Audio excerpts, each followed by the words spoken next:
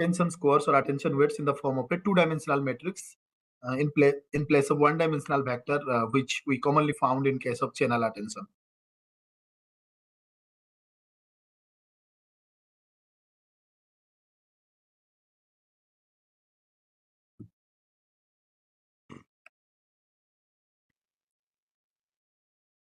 I hope I'm audible.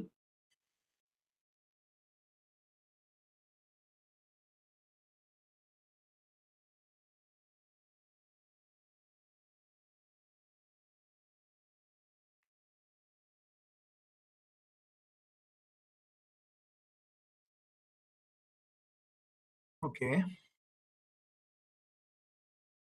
So in this session especially, what we'll try to do, we will try to implement one of the transfer learning approach and one attention-based model, and how to include an attention mechanism into a convolutional neural network, and how to implement the unit architecture, and how to design unit architecture, and how to implement it on a data set, right?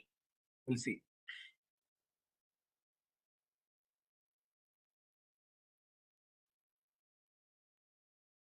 Just 1 minute.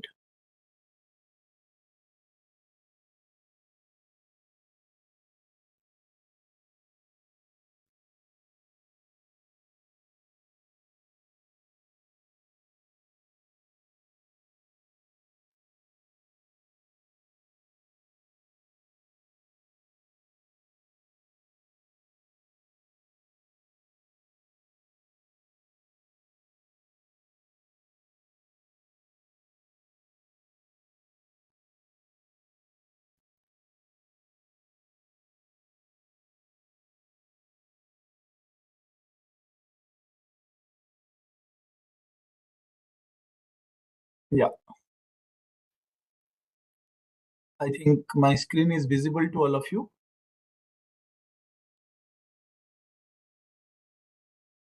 Yes.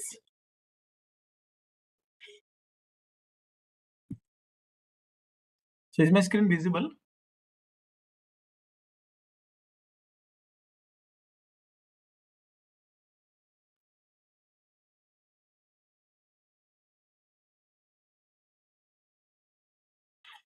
Okay.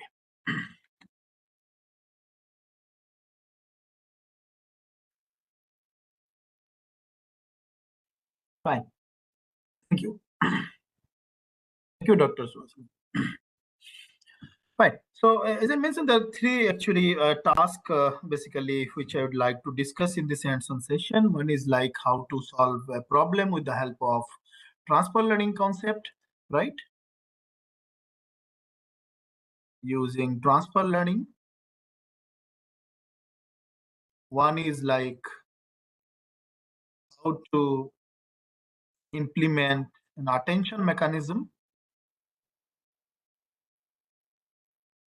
and integrate it into a convolutional neural network architecture. The third one is how to implement a unit architecture, or how to design unit architecture for solving segmentation task.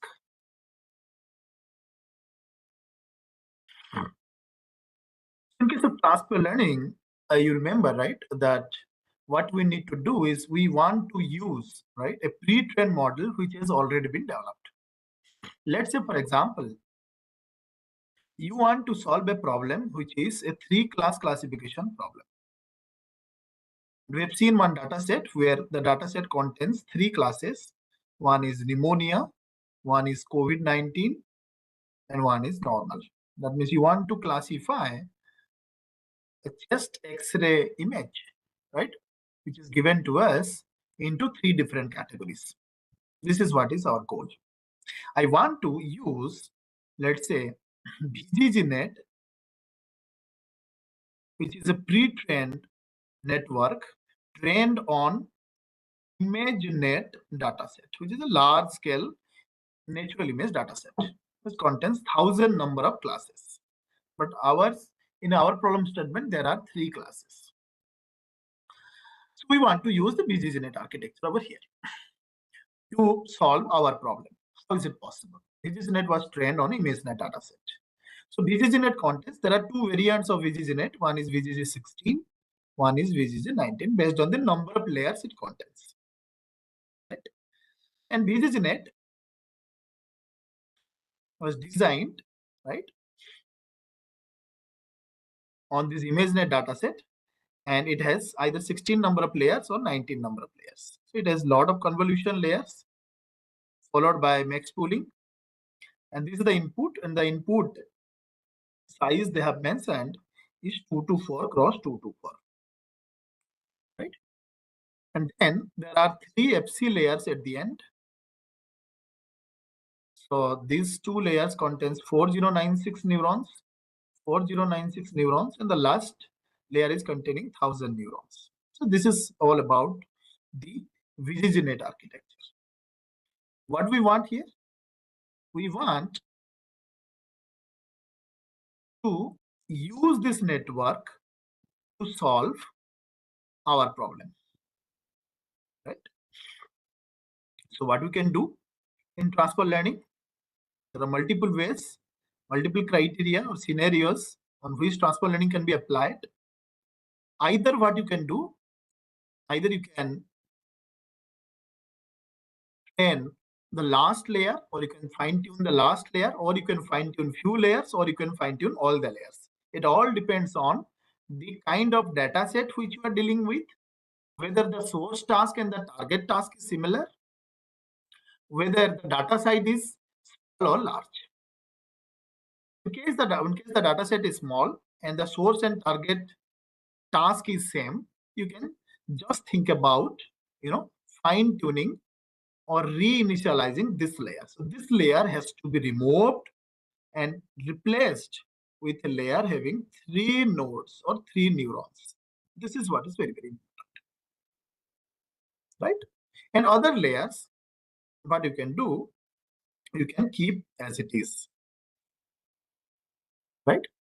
So that means your task is to just train the connections what are involved with this layer, what has been disturbed by removing this particular layer. You can only think about reinitializing or fine-tuning, you can say, or optimizing the parameters of this layer, and you can just freeze the rest of the other layers, and when the data set is small and both are different. If the data set size is large, you can just think about fine-tuning more number of layers, right? Fine-tuning more number of layers. What is your task is just to first remove the last layer, replace a last layer with layer having the neurons equal to the number of neurons, the number of classes we have in our target task. And then you need to decide that how many layers you want to fine tune. You want to either fine tune the full layer, or you want to fine tune the last layer, or you want to fine tune few layers. This is actually all about, right? What do you mean by transfer learning? And we'll see now the demonstrations of transfer learning.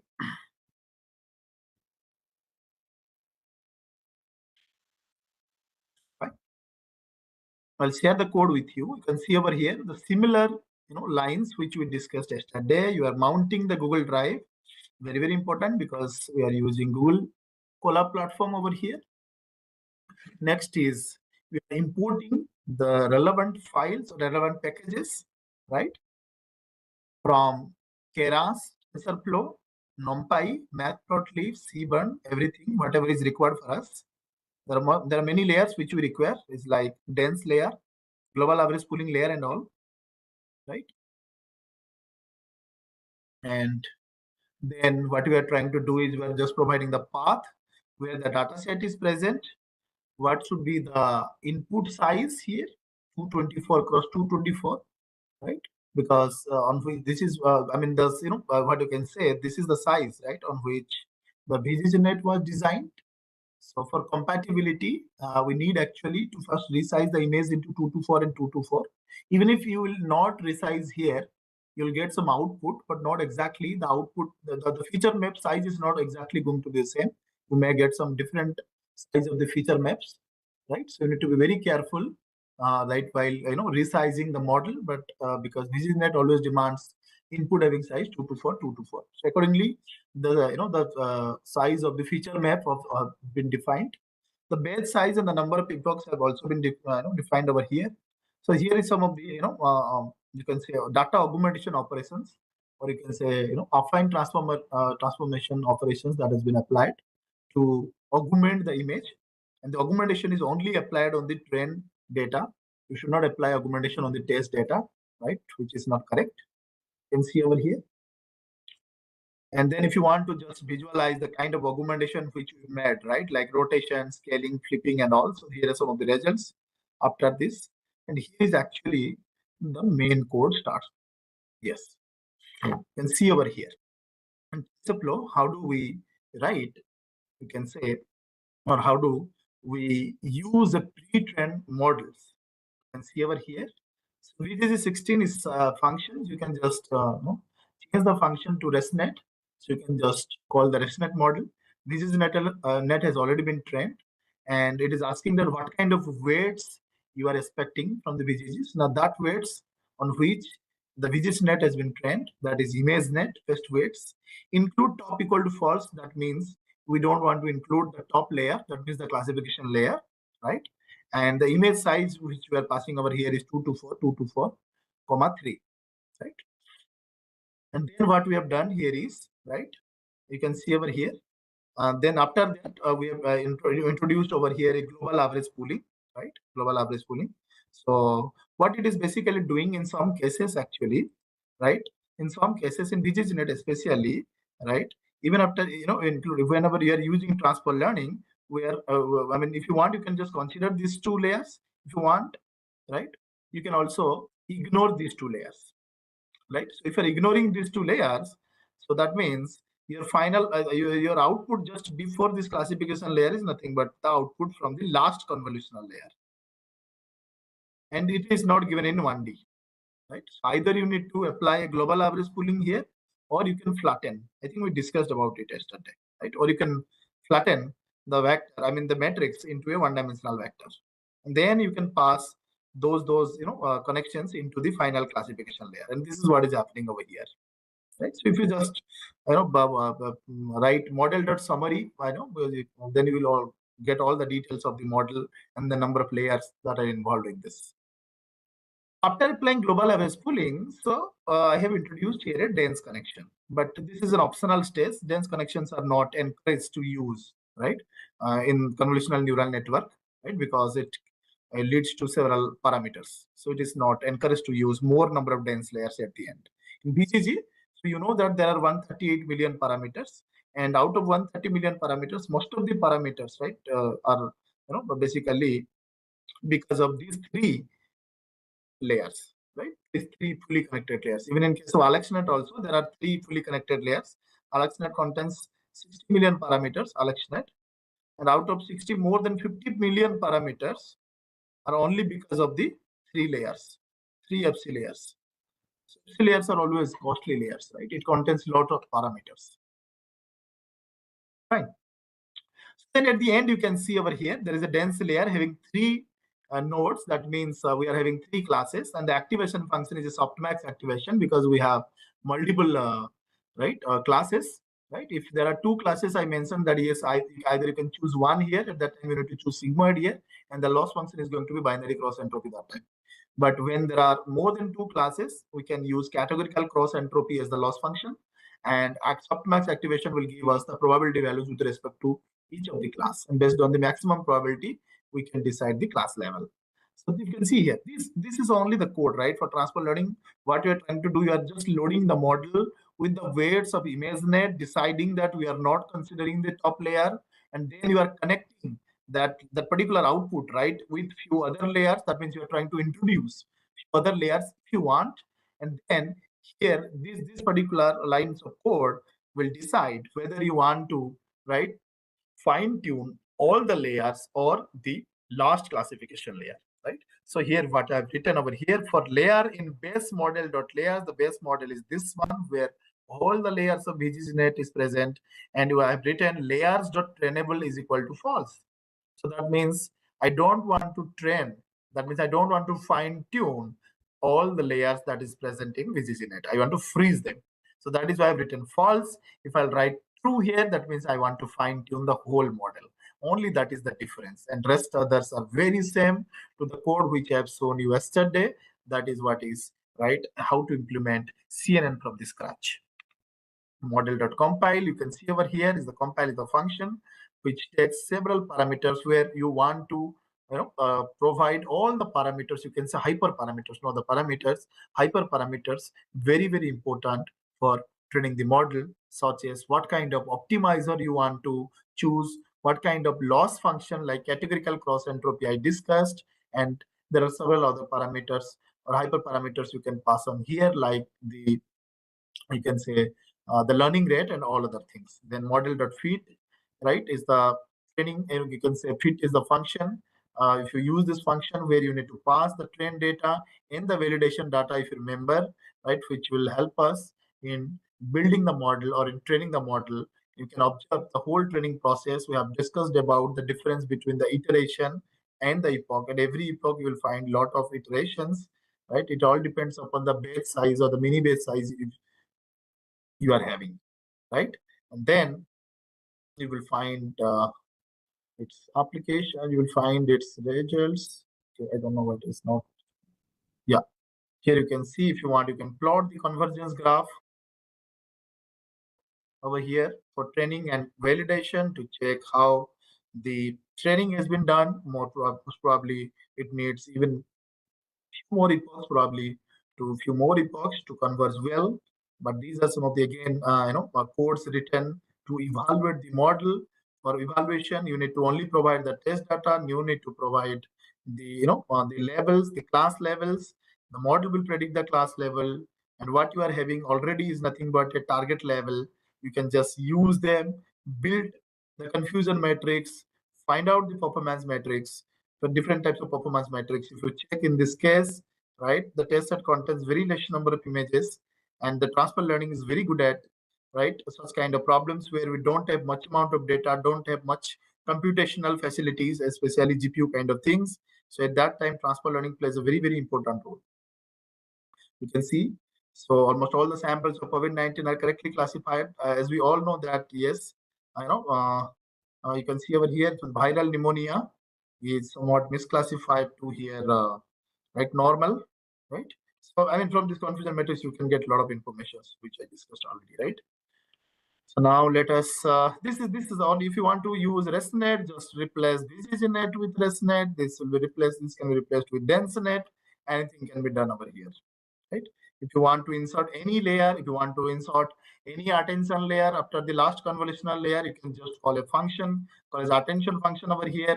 That means whatever you have extracted the features, right, from the VGGNet, then you are trying to refine the feature using attention. You can just write one line here. You can define that particular function outside. You can call that function over here, and then you can pass global average pooling and the last convolutional layer, right? So that's what you can do. Anything, whatever you want, you can do here, right? But just, you can see how transfer learning is easy to implement, right? Compared to the training from the scratch. The second, the second kind of attention, right? The second kind of, you can say, the problem, right, which I'd like to demonstrate is nothing but how to solve a problem using attention mechanism, or how to integrate attention mechanism into the convolutional neural network, right? So you can consider any architecture, whether it is ResNet, whether it is DenseNet, and you can, right, let's say this is a model, let's say ResNet model you are considering, and you want to apply an attention mechanism just after, right, these are some input images given to us. This is a backbone network, or you can say any pre-trained architecture, and you have got a last convolutional layer over here.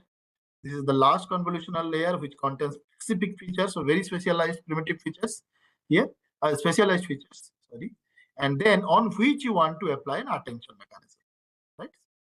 You want to apply an attention mechanism to further refine the features, right, which will highlight the important regions and suppress the other regions. So that is the major goal here. You want to apply an attention mechanism. Let's say this attention mechanism is nothing but a collection of channel attention and a spatial attention. It is like this one. Sequential collection of channel attention and spatial attention. This is for example. Fine. There will be channel attention. You know how to compute this channel attention. You know how to compute or how to perform spatial attention. Right? That is SA. And then thereafter, what you will get, let's say this, the size of this particular feature map is the last convolutional layer of the any architecture is S cross W cross C. The output after attention is going to be again H cross W cross C. And then I will be applying one global average pooling, or then I can, if I want, I can flatten over here, right?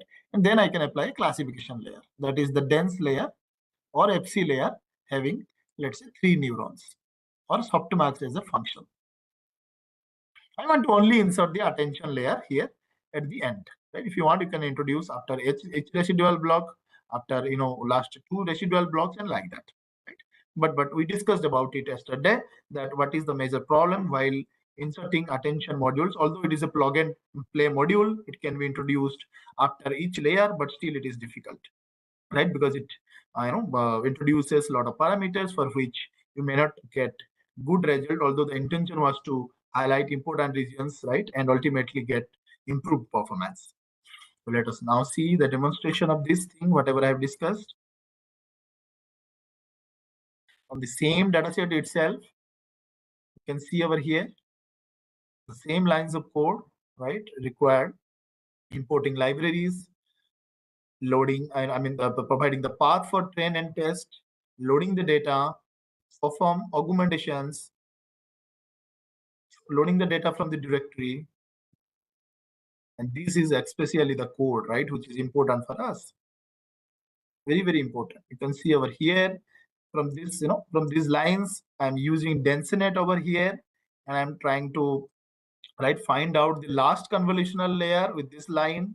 So this will help us, right? Layers -3 will help us giving the last convolutional layer of the DenseNet, right? Input size also we are providing 224, 224. That means we are resizing the input size to 224, 224, whatever the input size may be, we are resizing it to have the compatibility with the DenseNet architecture.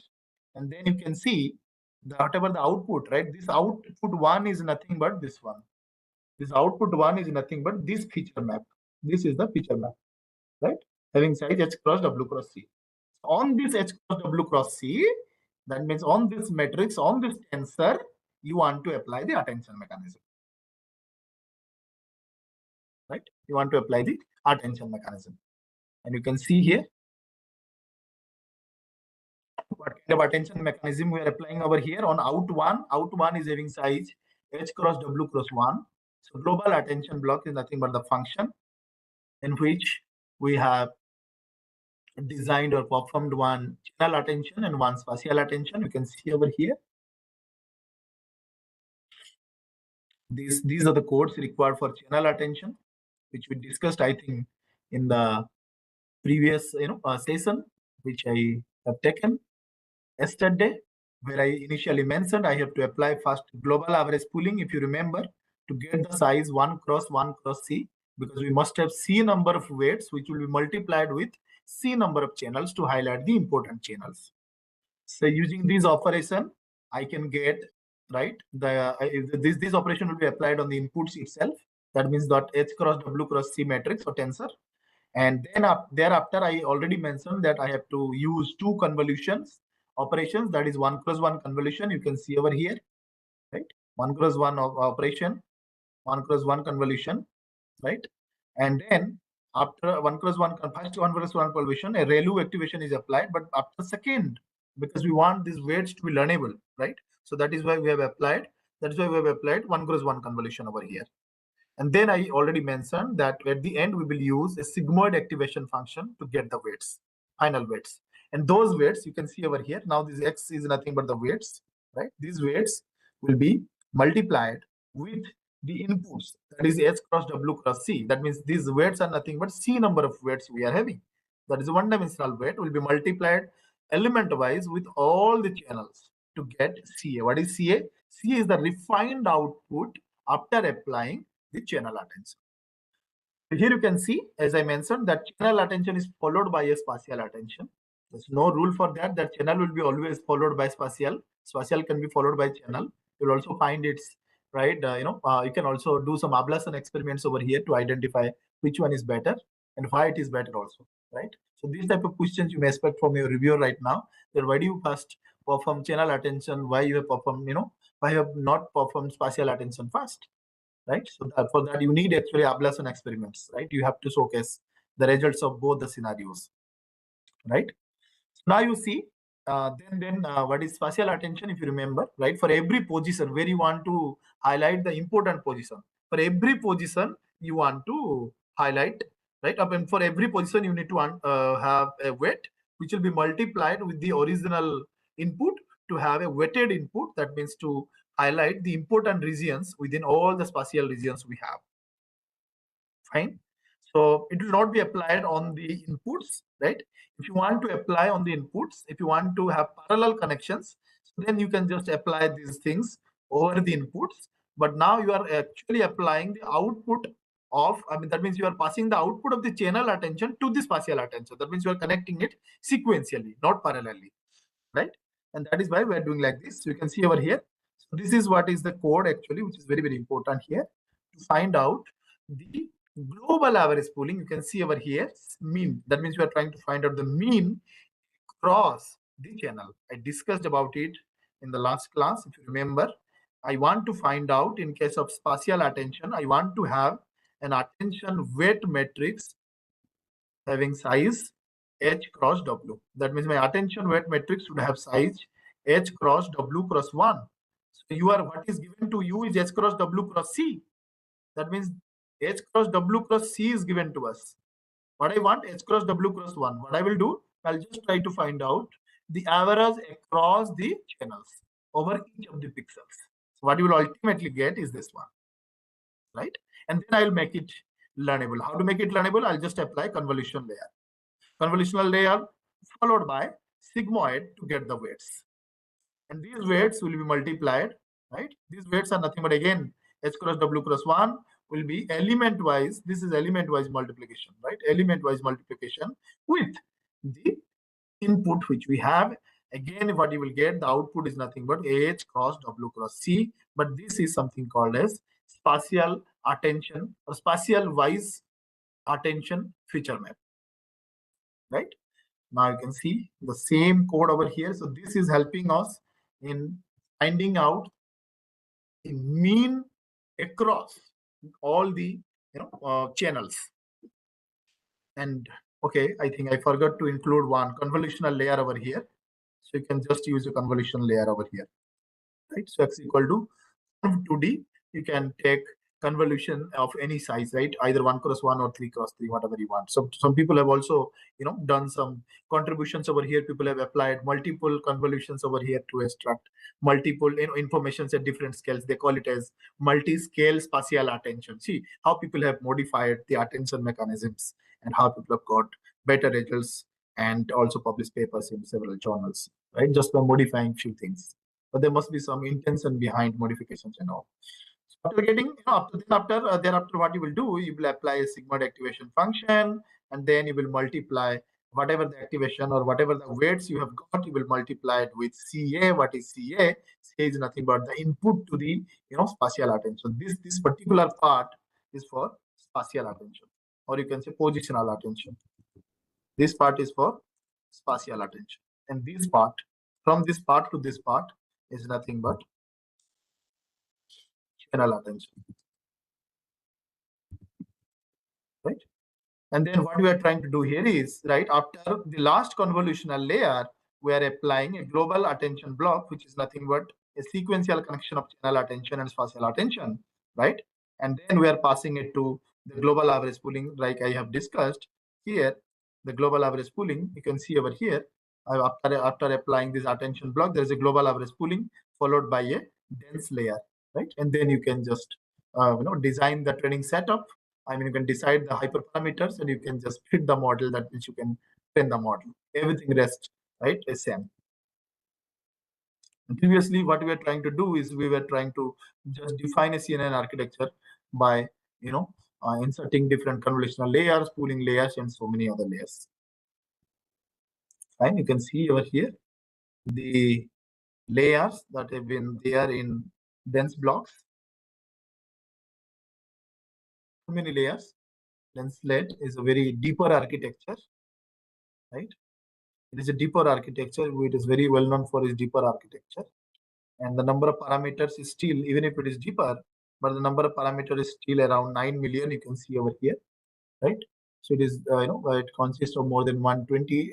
Even sometimes some of the variants of densinet contains more than 200 layers, right? But still, it is only this many number of parameters. Fine. Again, it is the same like we discussed. The optimizer you need to decide the loss function, the learning rate, batch size, everything, number of epochs you have to decide, and then you can just train the model, and you will get the answer. Right? Then you can evaluate the performance of the model. Last one is nothing but the unit architecture, which we discussed today. We have seen the design of the convolutional neural network architecture, but we have not seen the design of or the implementation of the unit architecture. And what do we know? That unit architecture consists of both encoder and decoder part, right? So it is having one encoder part and one decoder part. An encoder, there are multiple stages. So this is the input, this is the output. It consists of multiple stages, and at every stage you will find there are two convolutional blocks, right? Followed by a max pooling layer. Let's say this is a max pooling one. So I can use multiple colors to represent multiple things. Let's say this is right for max pooling, and similarly this type of you will find this type of blocks here itself. Again, one block, and there are multiple such blocks, right? In the decoder, so you will also find here there is a breeze. Again, there are layers here. There are layers here, layers here, layers here. I mean stages here. This stage again contains right multiple convolutional layers. But before that, there is a we can say upsampling layer over here. That is what is transpose convolution, right?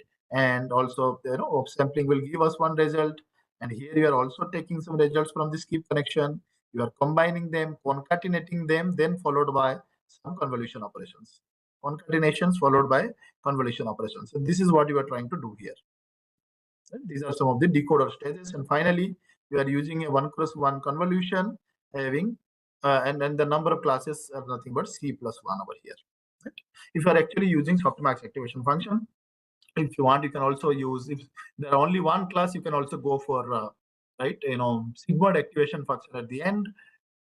At that time you can just take value as 1, right? Because one value is also sufficient if there are two classes in case of sigmoid activation function. That's what we know.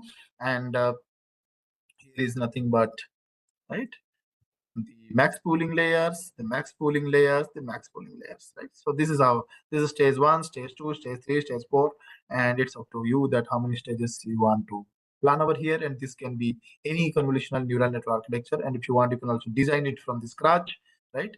Or else you can adopt any network, whatever, or adopt any pre-trained network, whatever you know. Fine. Now let me show you the code, right? So I have codes for in both TensorFlow as well as in PyTorch, right? I'll show you some of the outputs. So everything else is same. The only difference you will find here is the input and the labels are very different, right? The input is an image, X is an image.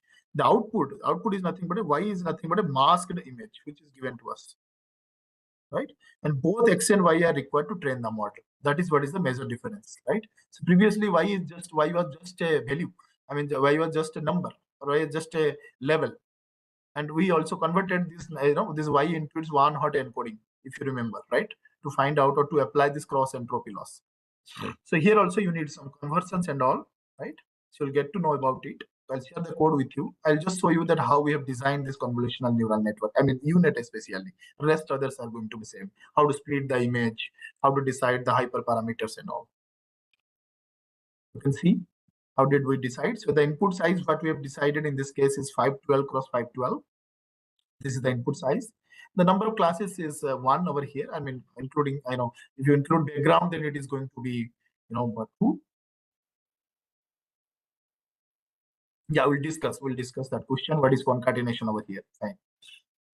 So I'll just show you the different stages over here. Look at here, right? The first stage consists of two convolutional layers, 3 cross 3, 3 cross 3, right? Having 64 filters, right? I mean, if you start with 34 also, 32 also, it is fine. And then after two convolutions, there is a max pooling layer. Then convolution, convolution, max pooling, convolution, convolution, max pooling, convolution, convolution, max pooling. And this is the bottleneck layer. That's the breeze layer, which we discussed earlier, right? And in the decoder, you can see over here, we are first applying, right, a 2D, convert 2D transpose. What is it? The transpose convolution, right, which usually helps in increasing the size of the feature map. And here it is two. If you are choosing 2x2 window, I mean the filter size is 2x2 and the stride is 2. Then if the input size is, let's say, 8x8, the output after transpose convolution is going to be 16x16, exactly the doubled one, right? And then you see, right, what we are doing here, we are concatenating the output, that is U6 with C4, because what you know, right, the concatenation is between this and this, right? So they are calling it as actually, U6, the output, and they are calling it as C4. So concatenation will be among these two. We know the size is going to be same. The resolution, or you can say the spatial size is same. And then what you can do here is you can just concatenate it.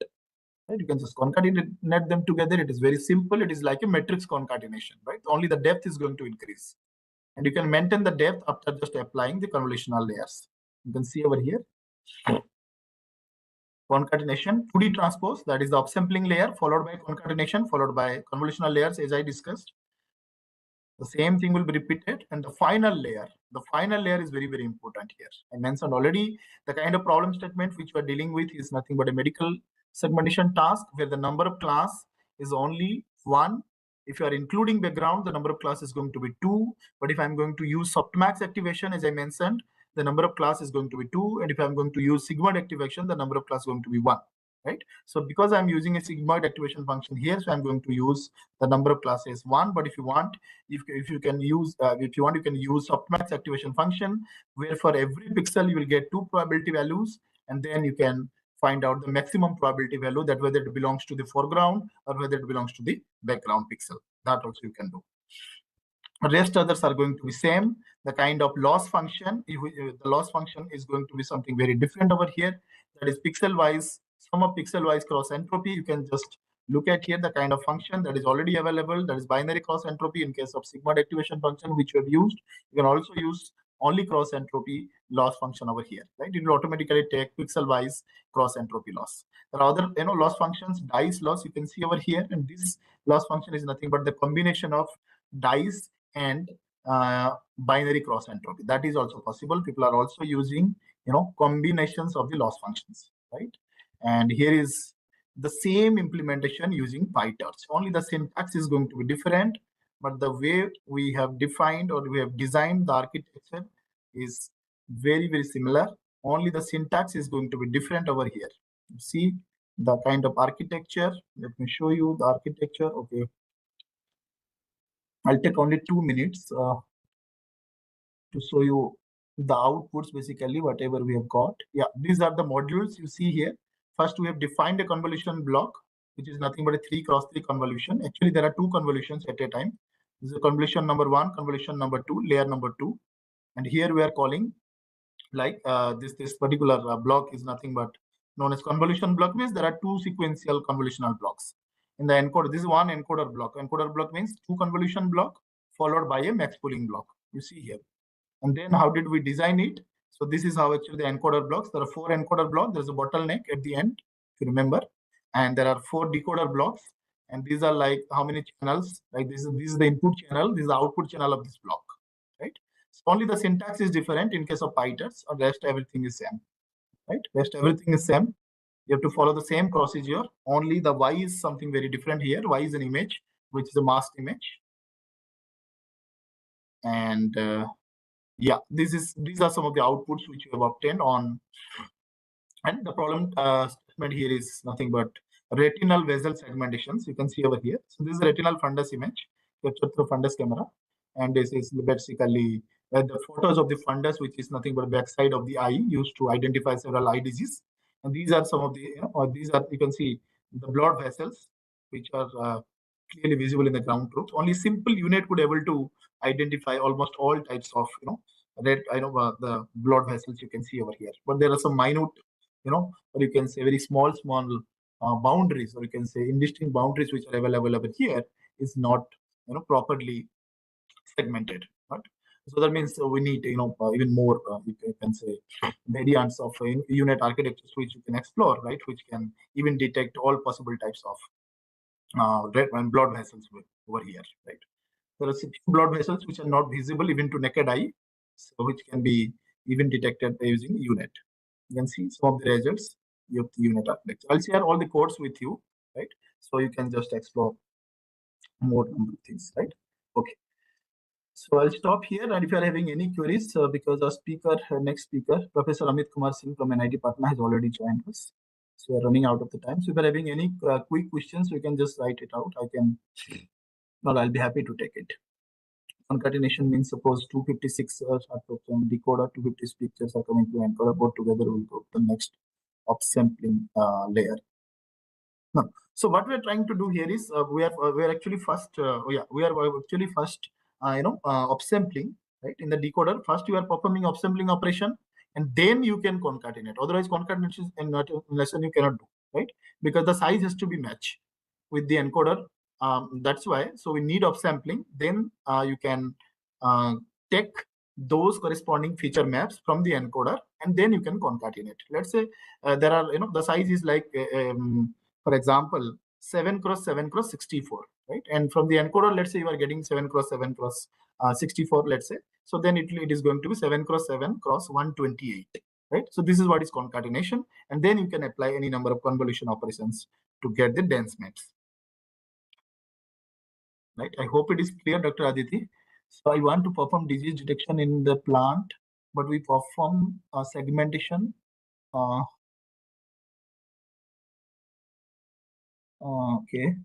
So I want to perform disease detection in plant, but if we perform segmentation, then it will give a variable size of image uh, leaf, which will be input to our model, but we have to keep fixed size of every image. Yes, yes, yes. That has to be fixed. You cannot give variable image size to a particular model, because that may lead to some information loss. Even sometimes after few layers, the feature map is going to be the feature map size is going to be, let's say, 1 cross 1, right? So there'll be no information in that feature map. So you need to first resize the image, right? Then you can perform segmentation. And if you don't want to resize the image and all, then you can go for this vision transformer based models, where you can first find out the patches, and then you can apply this unit based architectures. I mean transformer based architectures based on unit design and all.